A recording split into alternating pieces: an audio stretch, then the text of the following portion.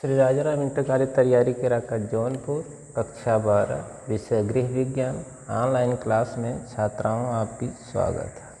इसमें आपको पढ़ाएंगे आज प्रश्न नंबर 3 संयुक्त परिवार तथा एकांकी परिवार में अंतर स्पष्ट कीजिए। इसमें नंबर 1 हेडिंग होगी। नंबर 1 इसमें हेडिंग है कर्मठ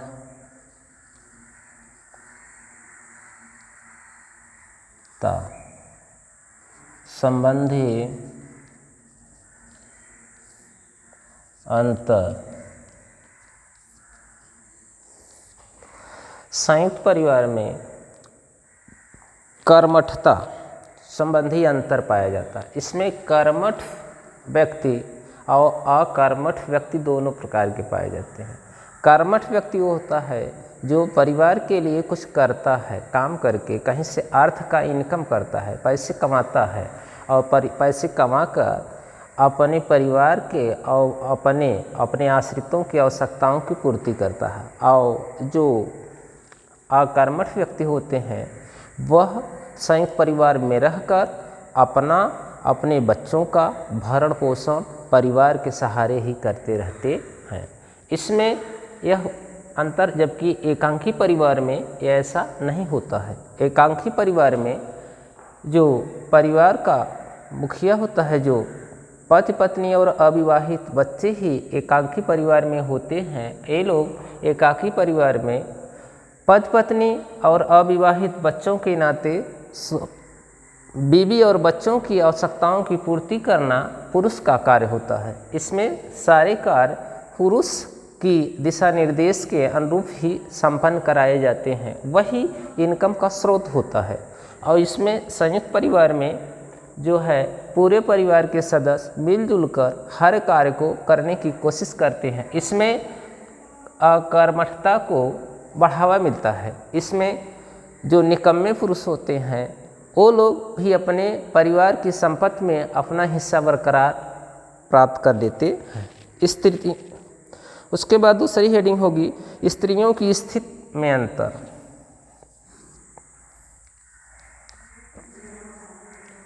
स्त्रियों की स्थिति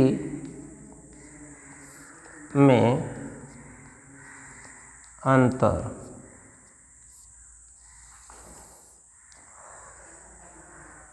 संयुक्त परिवार में स्त्रियों की स्थिति जो होती है वह इनकी स्थिति में एकांकी परिवार की अपेक्षा काफ़ी अंतर इसमें देखने को मिलता है। ऐसा है कि इसमें जो पुत्र वधुएँ होती हैं और स्त्रियां जो होती हैं घर में, उनकी बातों की अवहेलना कर दी जाती है। उनके किसी भी कार्य में उनसे सलाह या राय नहीं ली जाती है। और एकांकी परिवार में स्त्रियों की ही अहम भूमिका होती है, क्योंकि उसमें पति और पत्नी अविवाहित बच्चे होते हैं, माता पिता उसमें सर्वोपरि होते हैं। और संयुक्त परिवार में जो है मुखिया के दिशा निर्देश के अनुरूप सारे परिवार के सारे सदस्य उसी के दिशा निर्देश के अनुरूप कार्य करते हैं।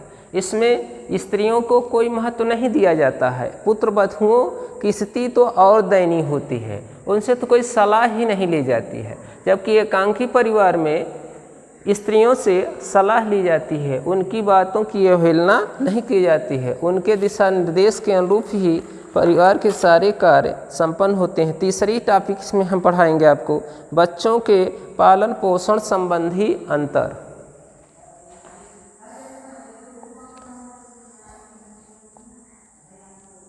बच्चों के पालन पोषण संबंधी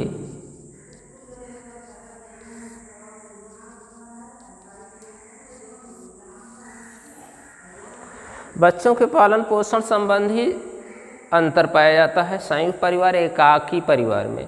तो संयुक्त परिवार में जब बच्चों का पालन पोषण का दायित्व होता है, परिवार के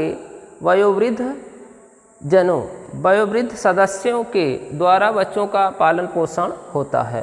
इनका पालन पोषण का जो तरीका होता है वो सामान्य होता है। एकांकी परिवार में बच्चों की पालन पोषण जो होता है वह देख रेख में बराबर इनको केयर किया जाता है, क्योंकि उसमें बच्चों की संख्या सीमित होती है और इसमें संयुक्त परिवार में बच्चों की संख्या अधिक होती है। अधिक होने के कारण हर बच्चे को सामान्य दृष्टि से उनके पालन पोषण देख रेख की व्यवस्था की जाती है।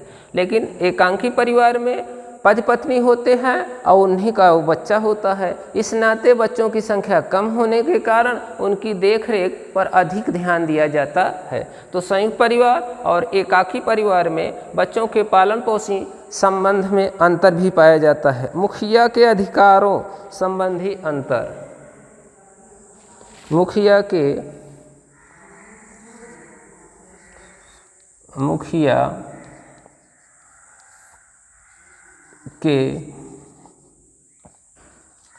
अधिकारों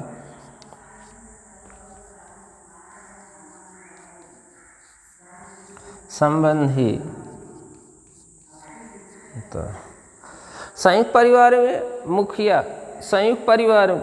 में मुखिया का अधिकार असीमित होता है, सर्वोपरि होता है। वह जो निर्णय लेगा परिवार के सभी सदस्यों को उसका निर्णय मान्य होता है। लेकिन एकांकी परिवार में माता पिता का ही निर्णय सर्वमान्य होता है और इसमें संयुक्त परिवार में मुखिया का निर्णय सर्वमान्य होता है। उसके दिशा निर्देश के अनुरूप परिवार के पूरे सदस्य कार्य करते हैं। उसके दिशा निर्देश के अनुरूप कोई सार्वजनिक कार्य किया जाता है, उसी की देख रेख में परिवार का संचालन होता है। उसके द्वारा किए गए कृत्यों का अनुकरण करके परिवार के अन्य सदस्य कार्य करते हैं। यदि कभी कभार ऐसा होता है कि एकांकी परिवार में श्राद्धों की अवहेलना कर दी जाती है, धार्मिक कर्मकांडों की अवहेलना तक कर दी जाती है, लेकिन संयुक्त परिवार में ऐसे कोई धार्मिक कर्मकांड किए जाते हैं जो पूरे सदस्य, पूरे परिवार के सदस्य एक साथ एकत्रित होकर उस धार्मिक कर्मकांड को संपन्न कराते हैं, जबकि एकांकी परिवार में ऐसा नहीं होता है। सामाजिक कुरीतियों संबंधी अंतर। सामाजिक कुरीतियों संबंधी अंतर 5वीं टॉपिक होगी आपकी। सामाजिक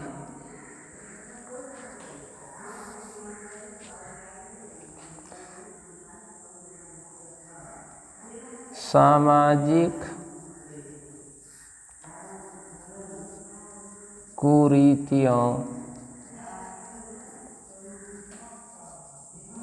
संबंधी अंतर। देखिए, संयुक्त परिवार में सामाजिक कुरीतियों को प्रोत्साहन दिया जाता है, जैसे प्रथाओं परंपराओं को बढ़ावा दिया जाता है। एकांकी परिवार में सामाजिक कुरीतियों को महत्व नहीं दिया जाता है। संयुक्त परिवार में अतिथियों का सत्कार रहकर लोग करते हैं, जबकि एकाकी परिवार में ऐसा होता है यदि पति पत्नी दोनों नौकरी करते हैं, ऐसी स्थिति में कोई मेहमान आ जाता है, कोई अतिथि आ जाता है तो उनको छुट्टी लेनी पड़ती है। ऐसे में सामाजिक कुरीतियों को संयुक्त परिवार में बढ़ावा मिलता है, प्रोत्साहन मिलता है, लेकिन एकांकी परिवार में सामाजिक कुरीतियों को महत्व नहीं दिया जाता है। जैसे अंत्येष्टि संस्कार। कभी कभी ऐसा भी देखा जाता है कि संयुक्त परिवार में अंत्येष्टि संस्कार में सभी लोग एकत्र होते हैं, जबकि एकांकी परिवार में कभी ऐसा भी देखा जाता है कि उसमें भी लोग शामिल हाल नहीं हो पाते हैं। उसके बाद हेडिंग है पारिवारिक नियंत्रण संबंधी अंतर। पारिवारिक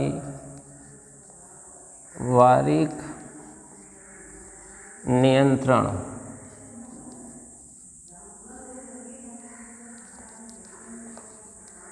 संबंधी अंतर।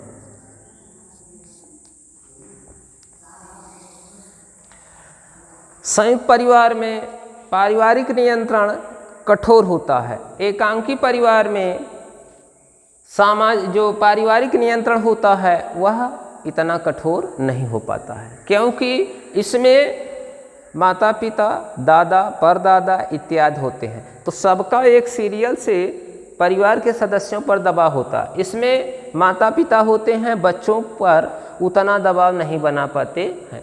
तो जो पारिवारिक नियंत्रण होता है वो संयुक्त परिवार में कठोर होता है, और जो एकांकी परिवार है इसमें जो सामाजिक पारिवारिक नियंत्रण होता है वह उतना कठोर नहीं होता है, क्योंकि इसमें सभी लोग एक दूसरे से मुँह हुए रहते हैं, लगे रहते हैं। इस नाते उनके ऊपर नियंत्रण स्थापित करना कठिन कार्य हो जाता है। लेकिन संयुक्त परिवार में पारिवारिक जो नियंत्रण होता है वो कठोर होता है।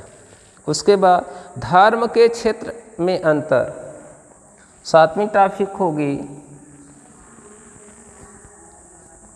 धर्म के क्षेत्र में अंतर। देखिए, धर्म के क्षेत्र में भी संयुक्त परिवार की अपेक्षा एकांकी परिवार को कम महत्व दिया जाता है, क्योंकि ये धार्मिक क्षेत्र में संयुक्त परिवार पूरे सदस्य जो होते हैं ये रूढ़िवादी विचार के होते हैं। संयुक्त परिवार रूढ़िवादी विचार को प्रोत्साहन करते हैं, कुरीतियों को, प्रथाओं को, परंपराओं को अधिक महत्व दिया जाता है।